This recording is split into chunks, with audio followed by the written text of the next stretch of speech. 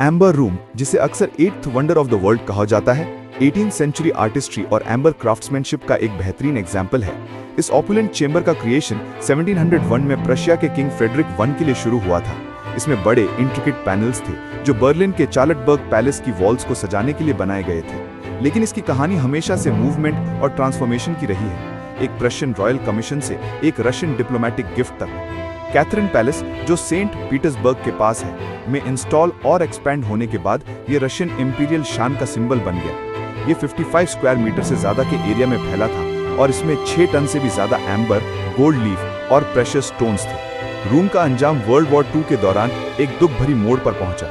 1941 में Nazi Germany ने इसे लूट लिया, कॉनिग्सबर्ग ले जाया गया, जहां इसे दोबारा जोड़ा और डिस्प्ले किया गया। वॉर के आखिरी महीनों में जब एलाइड फोर्सेस आगे बढ़ रही थी, रूम को फिर से डिसमेंटल किया गया और स्टोरेज के लिए क्रेट्स में पैक किया गया। उस दिन से इसका पता एक सबसे बड़े हिस्टोरिकल राज में से एक बन गया है। इसके गायब होने की प्राइमरी थियरीज अलग अलग हैं। सबसे कन्विंसिंग कंक्लूजन, जिसे एक ऑफिशियल सोवियत रिपोर्ट और इन्वेस्टिगेटिव जर्नलिज्म से सपोर्ट मिलता है, यह है कि रूम कॉनिग्सबर्ग कैसल में 1944 और 1945 में एलाइड बॉम्बिंग और उसके बाद लगी आग में डिस्ट्रॉय हो गया था। लेकिन इस थियरी को कई कन्फ्लिक्टिंग रिपोर्ट्स और सस्पिशियस गवर्नमेंट एक्शंस ने चैलेंज किया है, जिससे ये स्पेकुलेशन बढ़ गई है कि इस खजाने को या तो छुपाया गया या फिर समुद्र में खो गया। ओरिजिनल के गायब होने के बावजूद एम्बर रूम की लेगेसी आज भी जिंदा है।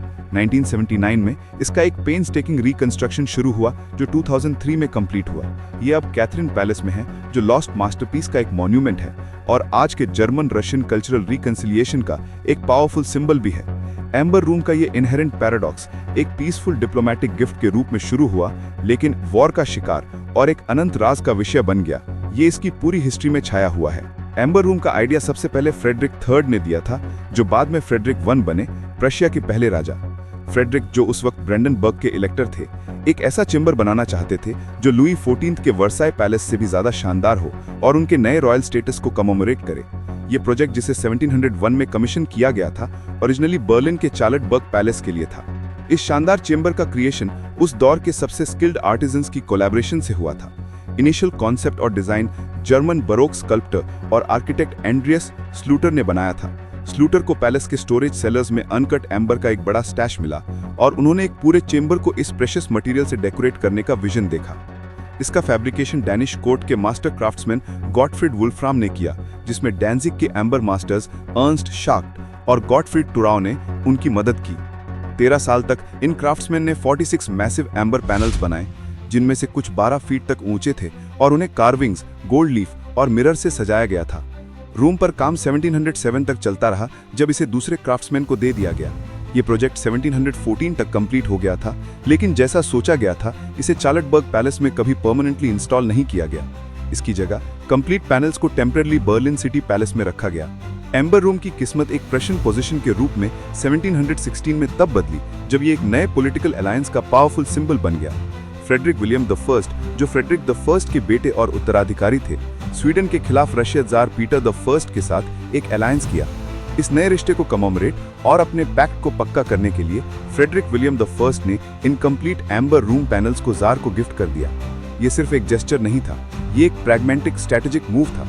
कहा जाता है कि फ्रेडरिक विलियम I को पर्सनली एम्बर पैनल्स में ज्यादा इंटरेस्ट नहीं था, वो उन्हें डिप्लोमेटिक फायदे के लिए एक प्रैक्टिकल रिसोर्स मानते थे। इस तरह से रूम एक प्योरली आर्टिस्टिक प्रोजेक्ट से एक पॉलिटिकल टूल बन गया, एक बड़े जियोपॉलिटिकल गेम में एक वैल्यूएबल एसेट।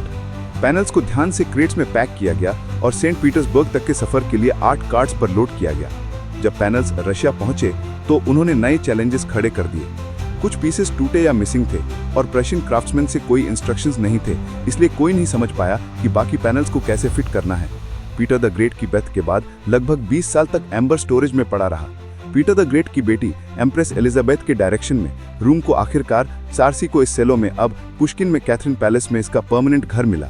यहाँ रूम में एक सिग्निफिकेंट ट्रांसफॉर्मेशन हुआ। रशियन और जर्मन क्राफ्ट्समैन ने मिलकर ओरिजिनल प्रशियन डिजाइन पर काम किया। एम्प्रेस एलिजाबेथ ने चेंबर में 900 पाउंड और एम्बर ऐड किया और कुछ सेक्शंस को बड़े विंडोज से रिप्लेस किया ताकि वो नए बड़े स्पेस में फिट हो जाएं। रूम का एक्सपेंशन और रेनोवेशन 18th सेंचुरी में भी चलता रहा और ये 55 स्क्वायर मीटर से भी ज्यादा के एरिया में फैल गया और इसमें 6 टन से भी ज्यादा एम्बर, गोल्ड लीफ और प्रेशियस स्टोन्स थे।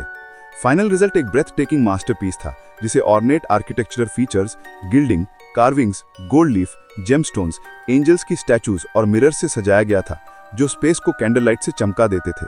ये ग्रैंड और इंटीग्रेटेड चेंबर, जो जर्मन और रशियन आर्टिस्टिक विजन का फ्यूजन था, जल्दी ही 8th wonder of the world के रूप में मशहूर हो गया और सेंचुरीज तक पूरे यूरोप से विजिटर्स को अट्रैक्ट करता रहा। ये फैक्ट कि रूम सिर्फ एक जर्मन क्रिएशन नहीं था, बल्कि रशियन क्राफ्टमैन ने इसे पूरा किया और बेहतर बनाया, इसके बाद जर्मनी द्वारा चोरी होने को एक प्रोफाउंड आयरनी बनाता है। नाजीज ने बाद में रूम को German possession now at last restored to its rightful owners claim किया, एक स्टेटमेंट जो रशियन आर्टिस्ट्री के सिग्निफिकेंट कंट्रीब्यूशंस को कन्वीनियंटली इग्नोर करता है, जिसने इसे ट्रू वंडर बनाया। रूम की आइडेंटिटी ही, जो एक कोलैबोरेटिव क्रिएशन थी, प्रोपेगेंडिस्टिक पर्पस के लिए डिस्टॉर्ट कर दी गई, जिससे इसकी लूटिंग के पीछे के पॉलिटिकल मोटिव्स का पता चलता है। जैसे ही नाजी जर्मनी का सोवियत यूनियन पर 1941 में अटैक शुरू हुआ, रशिया की सबसे वैल्यूएबल आर्टवर्क्स को प्रोटेक्ट करने के लिए एक डेस्परेट कोशिश शुरू हो गई। कैथरीन पैलेस के क्यूरेटर्स और ऑफिशियल्स ने जर्मन एडवांस का अंदाजा लगाते हुए एम्बर रूम के पैनल्स को लेनिनग्राड ले जाने के लिए डिसेंबल करने की कोशिश की, लेकिन एक अनएक्सपेक्टेड और उनसे रोके ना जाने वाले एक्सीडेंट ने उनके प्लान्स को बिगाड़ दिया। सदियों से एम्बर सूख कर बहुत ब्रिटल हो चुका था और जैसे ही उसे हटाने की कोशिश की गई, ये फ्रेजाइल मटेरियल टूटने लगा। रूम को बिना इरिपेरेबल डैमेज के मूव करना इम्पॉसिबल हो गया। इस क्रिटिकल फेलियर और इन्वेडर्स के बस कुछ घंटे दूर होने के कारण ऑफिशियल्स ने एक आखिरी कोशिश की।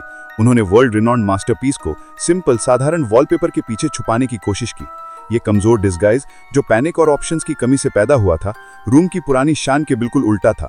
एम्बर रूम को छिपाने की कोशिश फेल होनी ही थी। जर्मन फोर्सेस, जिन्हें शायद पहले से ही खजाने के बारे में और उसकी लोकेशन का पता था, पुश्किन को ऑक्यूपाई करते ही इस पुअरली कंसील्ड रूम को आसानी से खोज निकाला। उन्होंने रूम को एक कल्चरल एसेट माना जो जर्मन्स ने बनाया था, इसलिए राइटफुली उनका था। 2 एक्सपर्ट्स के सुपरविजन में आर्मी ग्रुप नॉर्थ के जर्मन सोल्जर्स ने पूरे चेंबर को सिर्फ 36 घंटों में डिसमेंटल कर दिया। प्राइसलेस रूम 27 क्रेट्स में बदल गया, जिसमें पैनल्स, मिरर्स और चेरिप्स थे। फिर इन क्रेट्स को रेल से जर्मन सिटी कॉनिग्सबर्ग, आज के कैलिनिनग्राड में भेज दिया गया, जहां ट्यूटोनिक टाइड्स के एम्बर ट्रेड का हिस्टोरिकल हार्ट था। 14 अक्टूबर 1941 में कॉनिग्सबर्ग में पहुंचने पर एम्बर रूम को दोबारा असेंबल किया गया और कॉनिग्सबर्ग कैसल में डिस्प्ले किया गया। म्यूजियम डायरेक्टर एल्फ्रेड रोड, जो एक एम्बर एंथुजियास्ट थे, ने अगले 2 साल रूम और उसकी हिस्ट्री को स्टडी करने में बिता दिए। 1943 के एंड या 1944 के शुरू में जैसे ही वॉर का रुख बदला और एलाइड फोर्सेस आगे बढ़ रही थी, रोड को एक बार फिर से एम्बर रूम के कंटेंट्स को डिसेंबल करके क्रेट्स में पैक करने की सलाह दी गई थी। कहा जाता है कि क्रेट्स को कैसल के बेसमेंट में स्टोर किया गया था। ये एम्बर रूम की आखिरी कंफर्म्ड साइटिंग थी। इसके लोकेशन का डॉक्यूमेंटेशन यहीं पर खत्म होता है। 1945 में इसके गायब होने के बाद एम्बर रूम का अंजाम एक इंटेंस हिस्टोरिकल डिबेट और ट्रेजर हंटिंग का सब्जेक्ट बन गया है। प्लॉजिबल से लेकर हाईली स्पेक्युलेटिव तक कई थियरीज पेश की गई हैं। अवेलेबल एविडेंस का एग्जामिनेशन एक कॉम्प्लेक्स नैरेटिव दिखाता है, जिसमें कन्फ्लिक्टिंग रिपोर्ट्स, पॉलिटिकल एजेंडाज और एक इनोवेटिव होप शामिल है। सबसे ज्यादा मानी जाने वाली थियरी ये है कि एम्बर रूम कॉनिग्सबर्ग कैसल में 1944 में अगस्त में रॉयल एयरफोर्स की हैवी बॉम्बिंग और उसके बाद अप्रैल 1945 में आगे बढ़ रही रेड आर्मी के फायर और आर्टिलरी असॉल्ट में डिस्ट्रॉय हो गया था। इस थियरी को कई की पीसेस ऑफ एविडेंस से सपोर्ट मिलता है। सोवियत टीम के हेड अलेक्जेंडर ब्रूसोव की एक ऑफिशियल रिपोर्ट ने कंक्लूड किया कि रूम सबसे ज्यादा 9 और 11 अप्रैल के बीच डिस्ट्रॉय हो गया था। इसके अलावा रिपोर्ट ने यह भी नोट किया कि रूम के 4 फ्लोरेंटाइन मोज़ेक्स में से 3 डैमेज और जले हुए कैसल के सेलर में मिले। इस थ्योरी को सपोर्ट करने वाला एक इंपॉर्टेंट फैक्टर एम्बर का लो मेल्टिंग पॉइंट है, जो 200 और 380 डिग्री सेल्सियस के बीच है, जिस वजह से ये आग में आसानी से डिस्ट्रॉय हो सकता है। लेकिन इस कंक्लूजन की सिंप्लिसिटी सोवियत गवर्नमेंट के एक्शंस और स्टेटमेंट से कॉम्प्लिकेट हो जाती है। कुछ एक्सपर्ट्स जैसे कि सीनियर रिसर्चर अनातोली कुचुमोव ने ब्रूसोव के फाइंडिंग से ओपनली डिसएग्री किया। उनका मानना था कि एम्बर पैनल्स को असॉल्ट से पहले कैसल से मूव कर दिया गया था। एडेलाइडा योल्किना, एक और रिसर्चर, ने इसे इम्पॉसिबल माना कि रेड आर्मी इतनी केयरलेस हो सकती है कि इस खजाने को डिस्ट्रॉय होने दे। सोवियत सिस्टम के अंदर से आई ये कंफ्लिक्टिंग स्टेटमेंट्स एक इंटरनल डिसएग्रीमेंट और एक पॉसिबल कवर अप की तरफ इशारा करती हैं। गवर्नमेंट का एक्सटेंसिव सर्च जारी रखना, जबकि उनका ऑफिशियल कंक्लूजन डिस्ट्रक्शन का था, एक डीपर मोटिव सजेस्ट करता है। ये परपेचुअल सर्च इस बात का पता लगाने की कोशिश हो सकती थी कि क्या उनके खुद के सोल्जर्स इस डिस्ट्रक्शन के लिए जिम्मेदार थे, या फिर ये कोल्ड वॉर के दौरान एक यूजफुल प्रोपेगेंडा टूल हो सकता है जिससे वो नुकसान का ब्लेम नाजीज पर डाल सके। ये सस्पिशन इस बात से भी और बढ़ जाता है कि 1968 में Soviet general secretary Leonid Brezhnev ने कॉनिग्सबर्ग कैसल के रूइंस को डिस्ट्रॉय करने का ऑर्डर दे दिया, एक एक्ट जिसने रूम की आखिरी नोन लोकेशन पर किसी भी फ्यूचर ऑन-साइट रिसर्च को इम्पॉसिबल बना दिया। एक दूसरी पॉपुलर थियरी यह है कि एम्बर रूम को समुद्र के रास्ते कॉनिग्सबर्ग से इवैक्यूएट किया गया और खो गया। इनमें से सबसे फेमस विल्हेम गुस्टलॉफ थियरी है, जिसमें दावा किया गया है कि आई विटनेसेस ने क्रेट्स को जर्मन ट्रांसपोर्ट शिप पर लोड होते हुए देखा था। इस शिप को बाद में 1945 में एक सोवियत सबमरीन ने टॉर्पीडो करके डुबा दिया और थियरी कहती है कि एम्बर रूम भी इसके साथ डूब गया। एक और ज्यादा recent theory German steamer SS Karlsruhe से रिलेटेड है, जो 1945 में कॉनिग्सबर्ग से हैवी कार्गो के साथ निकला था और सोवियत वॉर प्लेन्स में से डुबा दिया।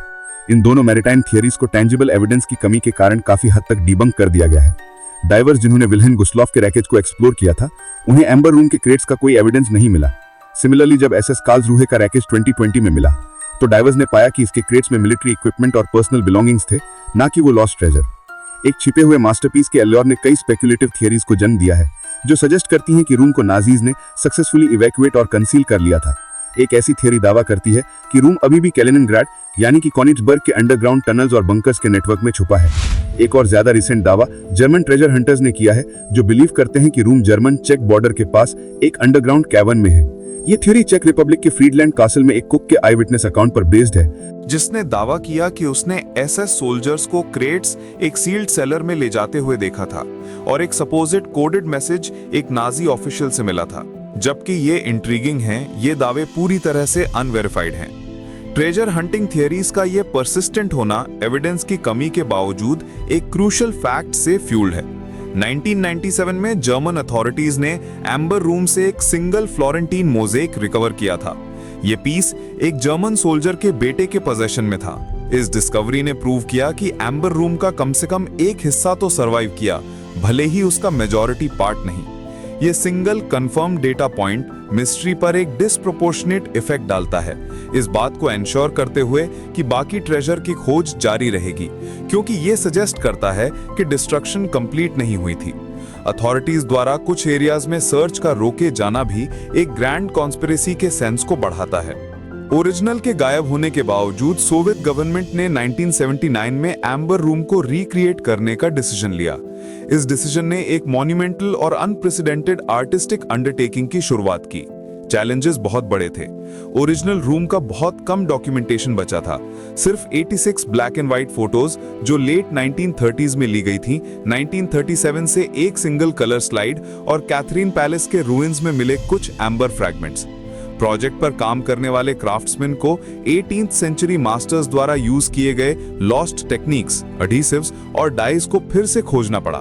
20th सेंचुरी के आखिर तक एम्बर कार्विंग और शेपिंग के लिए रिक्वायर्ड स्पेशलाइज्ड स्किल्स एक नियरली लॉस्ट आर्ट बन चुका था, और इस रेयर और प्रेशियस मटेरियल के साथ काम करने वाले आर्टिजन्स को ढूंढना एक सिग्निफिकेंट बैरियर था।